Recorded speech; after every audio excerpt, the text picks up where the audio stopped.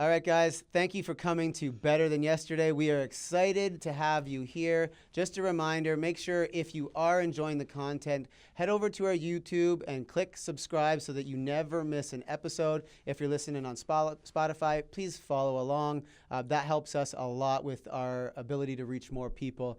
And if you really love the content, please help us out there. We appreciate all of the love and support so far with this podcast. Yeah. This week, we're going to pick up where we kind of left off last week. Last week, you guys got to hear a little bit about my story.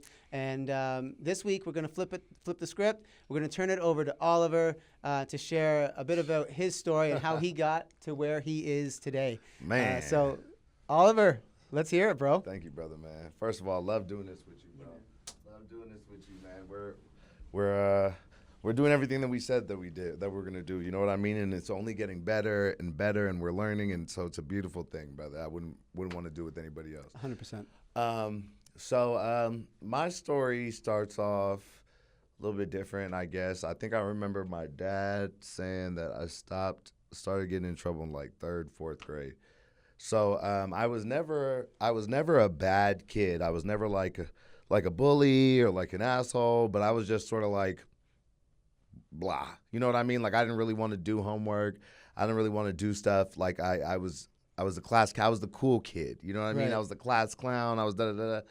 And so I sort of got lost in that. And it's a trip because I went to a very, very prominent elementary school. Denzel Washington's kids, Jack Nicholson's kids, Jay-Z daughter go there now, you know what I mean? And so we were with a bunch of people that were somewhat sort of the same class-ish. But because of my not doing schoolwork and sort of getting in trouble like that, things sort of changed. So I went to a different middle school. It's called Pacific Hills. And I was still sort of getting in trouble there. I met a homie named Andre. We started smoking weed together in like 7th grade or whatever, you know, and just doing stupid stuff. You know what I mean? Like I said, I still wasn't a bad person, but I just made bad choices. I didn't have my identity.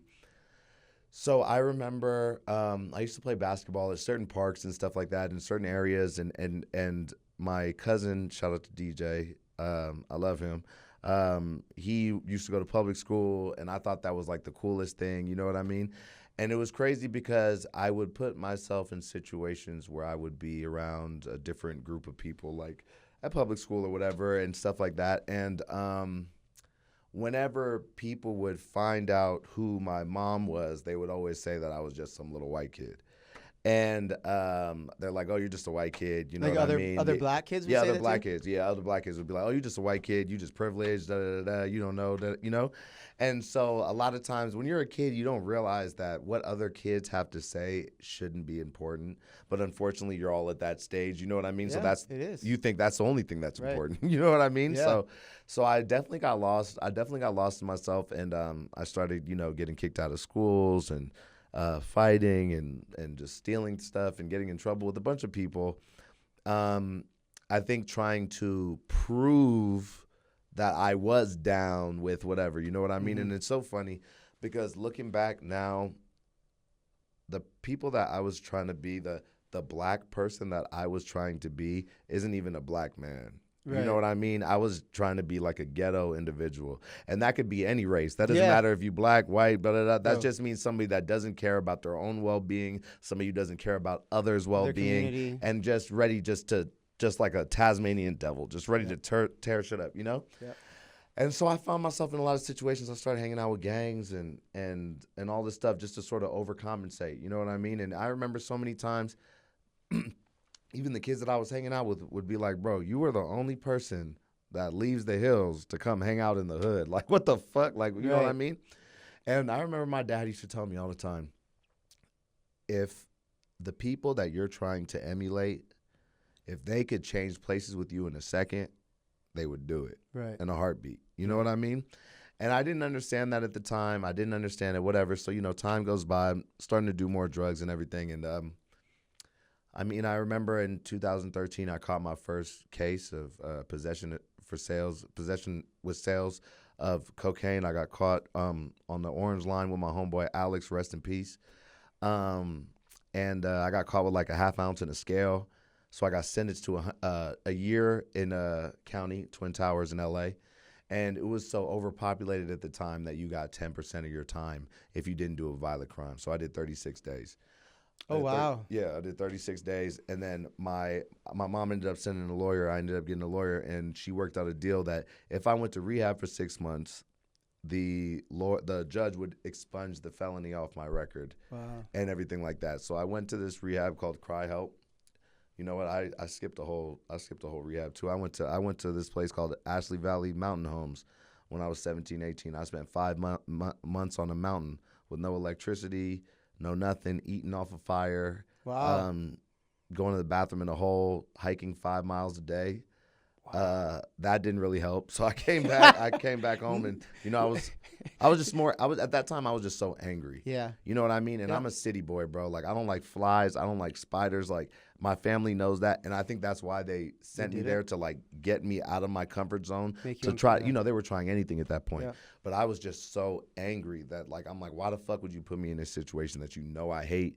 And how long were you there for? 5 months. That's not a little bit of time. It was a pastor fail program. I was supposed to be there for 105 days, like 115 days, I think 3 months or whatever. Yeah, but I that's kept fucking up, and so I was there for extra two months. Oh, 2 months, bro. And so that's when I was 17. I turned 18 up on the mountain. I remember because they moved me to a different group. They moved me to like the adult group at Right. that time. But so fast forward 2013. I got the sales for cocaine case. I go to Cry Help. I'm there for 6 months. Everything's cool. But one of the craziest things, bro, is when I was in Cry Help, like I was there because I was court ordered to be there. I wasn't there because you didn't want to. I didn't want to be there. I didn't really think that I had a problem. You know what I mean? I was Right. like, I'm gonna go here, Just to smoke satisfy cigarettes, these guys. smoke and, like- cigarettes, or drink coffee for 6 months, get this felony off my record, and then just keep it moving. Right. One of the weirdest things, bro. I remember being in groups, and there was dudes that were tweakers, and they would sit there and talk about tweaking. I used to love cocaine. I used to love Xanax. I used to love promethazine. But I was a weird type of addict where I would be all into one drug for like 3 months, and then I'd switch from cocaine to just promethazine. I just do promethazine. You know what I mean? And so, and then I'd do Xanax. You know what I mean? Yeah. And so it was just a trip. I remember sitting in rehab, and they would tell stories about tweak, meth, whatever you want to call it, crystal, Yeah. whatever, you know Yeah. what I mean? And they would tell stories about it, and my crazy mind was like, that don't sound that bad. Like, you know what I mean? Like, they literally would be telling stories, and I'd be like, oh, I'm like, this is like cocaine, but crazier, you know what I mean? But Right. and it's funny because I didn't say to myself, oh, when I get out of here, I'm going to try it. But I remember thinking, oh, that don't sound that bad. You know what I mean? Right. Fast forward, I get introduced, and I don't even want to bring up the person that introduced me to the thing because you know what I mean. Yeah. But I got introduced to it, and I started smoking it, and I'll tell you something, bro. I've seen a lot of drugs, sold a lot of drugs. Crystal is one of the drugs that I've seen take things from people the fastest, bro. Like, Did just truly. like I've seen people that like walk, talk normal, full mouth of teeth, Yeah. got a job, got a family, their family loves them, and then in a couple months they're sitting there talking to a stop sign on the street, twacked out, Yeah. and it's not even, and you know what I'm saying. And I was there, bro. Yeah. I was one of for those real. people, man. And it was a trip, bro, because it was a trip, and it was a trip because after I moved away from LA, I moved to Vegas. I stopped for a little while. I was clean for like a month or two. I was pretty much just sleeping. And then I got introduced to somebody, and long story short, they ended up bringing it around, and I started doing it again. And it was the craziest thing because I was selling drugs. I was selling cocaine, and I was selling guns at the time. And it was just a trip because I wouldn't tell anybody. People would ask me, they'd be like, oh, you sell blow, but why don't you do it? And I'm like, oh, I just don't do it. I just sell it. I just make money. But I'm really going into the bathroom and smoking Right. crystal and then coming out and not telling anybody. Like, that's how crazy it was. Like, Right. I was so ashamed to tell anybody. I even had homies that eventually sort of knew, this was more when I was in LA, that sort of knew that I was on something. Right. And they would ask me and I'd tell them, nah, bro, don't do it. Like that's how crazy. Like Dude, I knew. I can tell you from my experience too, people who do crystal will never want to be the person who gives you it for the first time. Because you know it's going to be that thing. Right. And everyone is ashamed of it because, like, for some weird reason, cocaine has like a more glamorous vibe. It's like that Scarface. It's a score. It's money. And like crystal money. meth has that like dirty homeless trailer, crazy, like type, not good thing. Everything everything under the sink type shit. You know what I mean is in there. And so yeah, man, it was a rough time. So I started smoking that, and I was out here, and it's crazy because before then I was sort of going from girl's house to girl's house, couch to couch. You know what I mean? I always had a mouth on me and could hold my own or whatever. You know what I'm saying? Yeah. So a lot of girls would let me stay at their houses, and that's sort of how I was living. Yeah. You know what I mean? Living at the time. And I remember I was staying at this girl's house out here, and I was selling weed on the strip, and I was like, you know what? I was like, I need to up it up because I want my own stuff. And I was like, you know what? Life is what it is. And I was like, if I'm going to make money, I'm going to make it the only way that I know. So that's when I got into the guns and the cocaine and everything like that. And I was making money. I got my own spot, got my felony expunged literally 1 month. And the very next month, I got caught up on a gun charge out here. Got another felony. And it was a trip, man. And the next 3 months after I got arrested for the first time, I was in jail every single month. And every time was longer. The first time they gave me an OR with my first gun case. They let me go out on my own recognizance. Second time I was in there for like 2 weeks. Third time I was walking to In-N-Out in my old neighborhood, and this cop pulled me over and he was like, "Let me run your name." And he ran my name, and I hadn't been to court like a couple of days before, so he took me in, and I was in a month. I remember in between these stints of going to jail, I met my son's mother in Planet Hollywood at Miracle Mile. We had a great night and hung out and everything like that, and I ended up going to jail with her too at the end of the first weekend that we met. The whole reason why I bring that up is because I remember I was calling her when I was in jail. You know, I wasn't, at this time, I'm not close to my family. So I'm calling her. She's the only like contact that I have outside of jail, you know what I mean? And I remember she was like, "I'm sick." She was like, I'm sick.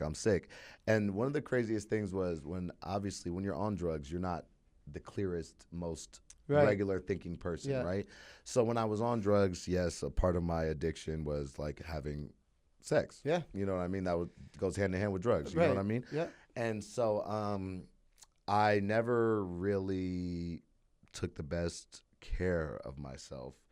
And I had never had any scares since I was 19 of having a baby. So I thought, for whatever reason, I had done too many drugs.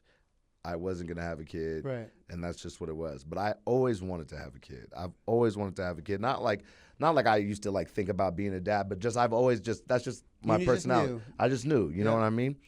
And so I remember I called her and I was like, and she's like, "I'm still feeling sick." And I was like, "Well, why don't you just go to the doctor?" She was like, "All right, I'm going to go to the doctor tomorrow." She's like, "Call me around, 11 or whatever, and I'll let you know what happens." And so I called her, and I was like, "Hey, what's up?" She was like, "You won't believe it." And I was like, "What?" And like I said, I didn't think nothing. Right. You know what I mean? This whole time, I'm like, so she's like, it wasn't even a thought. She's like, "I'm pregnant." And I was like, "We fucking keeping it." I was like, "We fucking keeping it." I was like, "I'm going to get out of here." I was like, when I get out of here, I was like, I'm going to come. I was like, I'm going to come up to Washington. She was living in Washington. I was like, "I'm going to come up to Washington." I was like, "I'm not missing any doctor's appointments, nothing." I was like, "I want to be there. We're keeping it, da-da-da." She's like, "I already have kids." I was like, "Look, we're going to try to make it work, blah, blah, blah." You know what I mean? That's wild. Like, so, but locked up, first of all. Yeah. To being so confident that you want it. Because you hear so many, like, deadbeat dad stories and stuff. But, like, and most people would look at you at the time and be like, "Deadbeat," right? Like you're in jail. You're selling. You're doing drugs. Like you're not the best. Not the first. This guy's moral compass is probably a little tilted to the left. You know what I mean? Yeah, more than a little. You're giving me the grace. Right? Yeah. So then all of a sudden, it's like, boom! I'm not missing a doctor's appointment. But you know what? And so this is the thing. Like, even though I was selling dope, even though I was selling drugs, I always doing drugs, selling drugs. I always had like a heart. You know what I mean? Yeah. I always knew like I totally get you know that. what I mean? Yeah, Something I was the something same. different. I wasn't like I said like I made bad choices. I'm not trying to make excuses. I made horrible choices. I put myself in the wrong situation. Blah blah blah. Right. But there was just something in me. You know what I mean? There You was got that just something in me. conscience in you. I'm telling you, as soon as she said it to me, she was like, I was like, we're keeping it. She's like, I already have 3 kids. I was like, I don't care. She's like, I live in Washington. I don't care. I was like, I'm going to get out of here and I'm going to come see you. So I finally ended up getting out of jail. I had my first baby, Cash, my dog. Shout out to Cash. You know what I mean? And so I started looking up plane tickets. She was going to buy me a plane ticket to go up to Washington. And I remember that because the size of Cash, they were saying that I would have to put her under the plane. And that's like me saying I have to put OJ under the plane. Right, Like, I'm yeah, not no. putting my kid under the plane, right? And I'm not missing out on doctor's visits either. So I'm like, buy me a Greyhound ticket. How long is a Greyhound ticket? She's like 2.5 days. Yeah, Literally. that's not a short drive. Literally, bro, 2.5 days and making all stops on the bus. You know, Right, it's not like you're yeah. in it, you know? I'm like, fuck it, buy the thing. So she buys the tickets. I grab a cage. I had a cage, Cash's kennel, and I had a bag of dog food, and I had my bag of clothes. We hopped on the bus, took 2 days. And they let the dog on the They bus. let the dog, you know what? The first bus, everybody else except the first bus driver was cool. The first bus driver, when we got to the Greyhound, was like, bro, you're not getting on here with that dog. And I was like, look, bro, I was like, you're not even going to know this dog is on the thing. I was like, she's going to sit on the thing next to me. I was like, I got a kid coming. And you know what? I don't know if he felt bad or he just didn't give a fuck, but he was like, just get on there. You know what I mean? And we got on there, and they let us slide, and we had to change bus to bus. I remember we had to get off in Sacramento at like 2 in the morning, and I had to walk her, let her go to the bathroom, grab my stuff, hop back on the bus. But it was the most worth it That's experience ever. You know what I mean? And my son saved my life. You know, I remember a night that he was on the way. He wasn't. My son's mom was pregnant, and me and the homie went to go make a move on the strip and sell some bags or whatever. And I remember we got in the car and we were driving past the Cosmo, and the cop got behind us. And I think I was already on probation for the guns and everything. And so the cop got behind us, and I just remember thinking I had what's it called when they give you the time? They gave me when they tell you like you have 5 years. They were like, they could give you 5 years. We're going to put you on probation. They were like, if anything happens in between You're that back time, in. you're going to go do the rest of the time Yeah. in prison, you know? Yeah. So I remember the cop got behind me, and I had the bags in my pocket, and I'm looking at my homie, like, hoping this fool's going to be, like, handed to me or something. And this nigga's like, you know what I mean? He's just looking, he's like not paying. And I remember that day thinking, would I rather make it home to my son, or would I rather have a couple $100 in my pocket? You know what I Right. mean? I said, fuck it, bro. And I was like, fuck it. I'd rather make it home to him. So I stopped with the drugs. I stopped selling the drugs. His mom helped me find and get a job at Goodwill. It's funny you were saying you were in the warehouse. Bro, I was at Goodwill 6 days a week, $9 an hour, loading truck after truck after truck. Yeah. They'd pull the truck out. They'd bring another one in, loading truck after truck. Just very pointless. But at the same time, I was happy because I knew that I would make it home to my son. And I think in the back of my mind, I genuinely believe that it would all work out. Yeah. Like, just do the right thing. Eventually, it's Right. gonna work out. And I remember my mom calls me one day and she's like, "Hey, you've been doing your thing." She's like, "I just ran into this woman named Lisa Vanderpump, and she's like, she owns a couple restaurants out there in Las Vegas." And I told her that, you know, you're trying to change your life. You got a kid on the way. You got a lot of responsibilities to take care of, and you're trying to make something of yourself. And so she talked to Lisa and told Lisa, she was like, "Hey, we gonna set him up an interview at Caesar's Palace." And they were like, "Go ahead and try it out." And so I remember I got all shaved up and everything like that. And I had never been in the restaurant business, nothing like that. But I just wanted to get a shot, and I just wanted to change it up. You know what I Yeah. mean? And I remember that I went and I had a interview with the old GM at the time, Kalani. Shout out to Kalani. And she was like, "We love him." She was like, "We want him to be here. We want him to work here," and everything like that. And so we started working there, and it was a blessing because I was going through separation and a whole lot of other things that were going on, and I was making good money. But I realized how much money these servers make in Las Vegas, especially on the Strip. And so Lisa was opening up her new restaurant at the time, Vanderpump Paris. And I told her, I was like, you know what? I want to switch over there and become a server.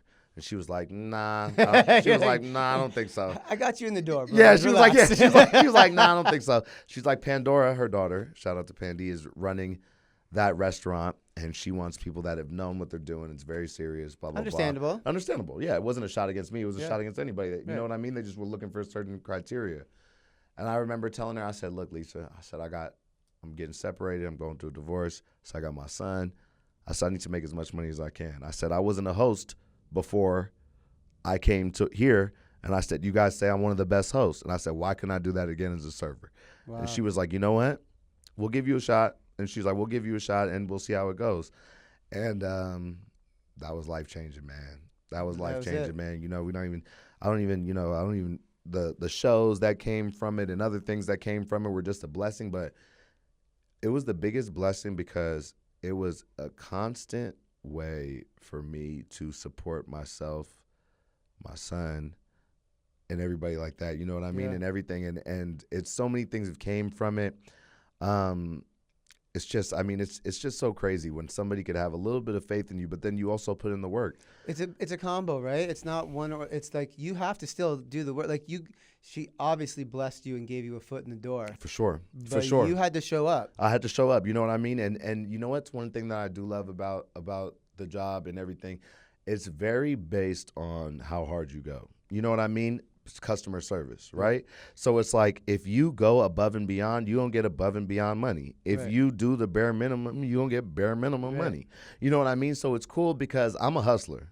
I get that from my mom. I'm a hustler. You know what I mean? Yeah. I'm a hustler, and I'm very happy that my hustle is now legal instead of Right. illegal. Focused into a positive way. Right, you know what I'm saying? But I know that I can get up and go and make things happen. I know that I can make things happen when I want to. I know, you know what I mean? And so it was not only a means to finance myself and my kids and everything like that, but it was also a way to show me that I'm capable of being a productive member of society, of being a stand-up man and stand up. You know what I mean? It's crazy.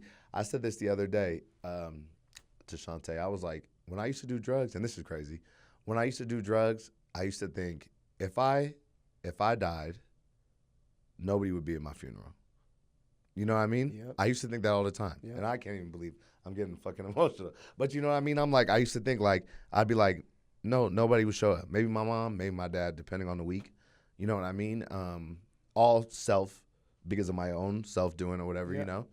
But it's crazy because it's like the other day, it was my birthday, and it was crazy just to see how many people just said happy birthday and how many people I have pictures with, their kids, Yeah, man. or how many people, you know what I mean? And it's like, it's just a blessing, man, because it's like, it's crazy because I couldn't see any of this for myself 10 years ago, Yeah. you know? Right. So it's a blessing, man, and I don't take it for granted, and I just want to do the most with it, not only for myself, not only for my kids, but for anybody else who feels like they're going through it. You know what I mean? Yeah. Because you're not alone, and it doesn't take much to change the trajectory of your life. You know, if anybody would ask me, I've been a screw up longer than I've been a stand up man. Right. You know what I mean? Right. But the time is getting closer. Right. You know what I mean? It's getting closer, and so it's like I'm very happy. I'm very blessed. God is good. Life is good. When did BTY? This is, you're right. Like little changes create big outcomes, right? Mhm. When did it flip for you? Like it's one thing to be like doing well.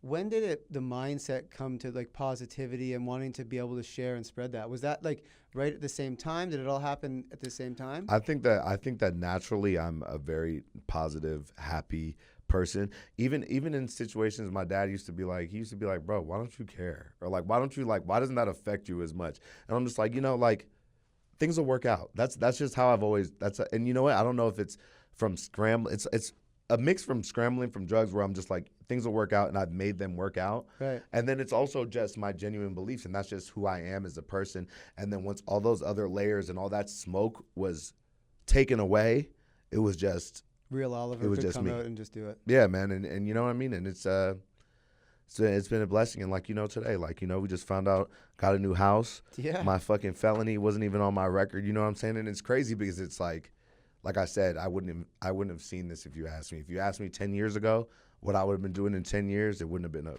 positive answer. Right.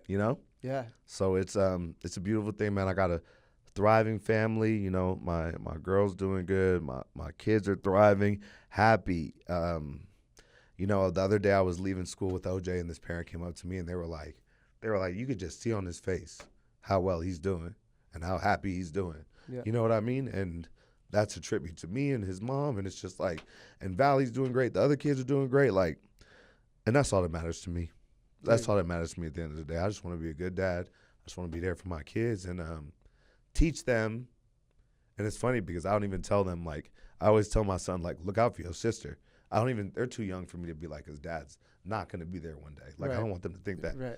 But I just want them, at the end of the day, to be able to stand up on their own, be independent, happy, and just thriving people. And that's what I'm here for. Bro, it's You know? beautiful.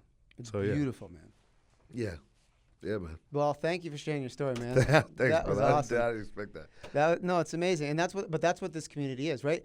Again, we talk about a lot. We practice what we preach, and Yeah. we preach a lot about being transparent, being honest, being vulnerable, right? And so, lead that by example. Yeah. Is what we're here to do. So, Yeah.